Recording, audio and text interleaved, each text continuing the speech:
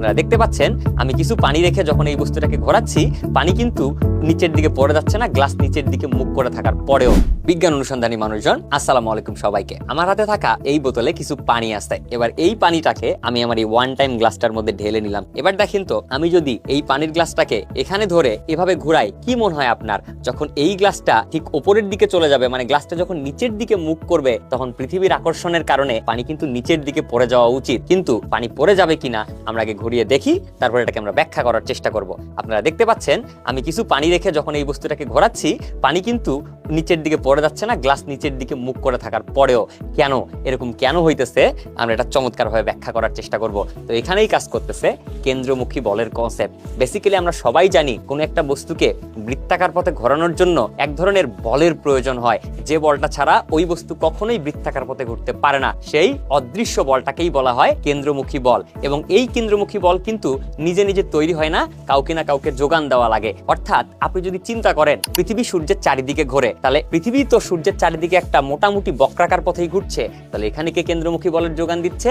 হ্যাঁ ভাইয়া, এখানে আমাদের পৃথিবী এবং সূর্যের মধ্যকার যে আকর্ষণ বল আছে, এই আকর্ষণ বলটাই বৃত্তের কেন্দ্রের দিকে হওয়ায় এটাই মূলত কেন্দ্রমুখী বলের যোগান দিচ্ছে।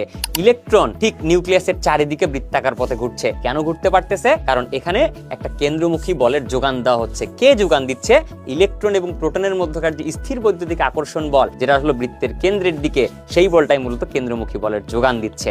এভাবেই প্রত্যেকটা বস্তুকে বৃত্তাকার পথে ঘুরতে কেন্দ্রমুখী বলের যোগান দেওয়া লাগে। এবং কেন্দ্রমুখী বল যদি তৈরি হয়, তাহলে কেন্দ্রমুখী বলের একটা প্রতিক্রিয়া বল তৈরি হবে, যেটাকে আমরা বলি কেন্দ্র বিমুখী বল। আর কেন্দ্রমুখী বল যদি বৃত্তের কেন্দ্রের দিকে ক্রিয়া করে, তাহলে কেন্দ্র বিমুখী বল ক্রিয়া করবে কেন্দ্র বরাবর বাইরের দিকে। অর্থাৎ আমাদের এই যে পানির যে গ্লাস আছে, এই পানির গ্লাসকে যখন আমরা এখানে রেখেছিলাম, তাহলে এখানে দড়ির যে টান বল আছে, এই টান বলটাই কিন্তু বৃত্তের কেন্দ্রের দিকে হয়, এটাই কেন্দ্রমুখী বলের যোগান দিয়েছে।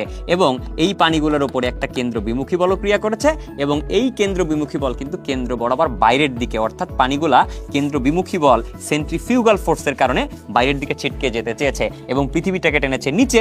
ফলে গ্লাসে থাকা পানির উপরে আমাদের দুইটা বল ক্রিয়া করেছে।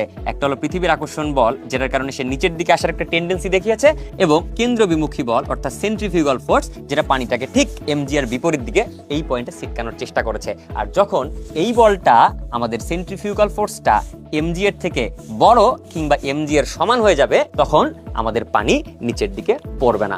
এই ছিল আমাদের পানি নিচের দিকে না পড়ার ব্যাখ্যা। ধন্যবাদ সবাইকে।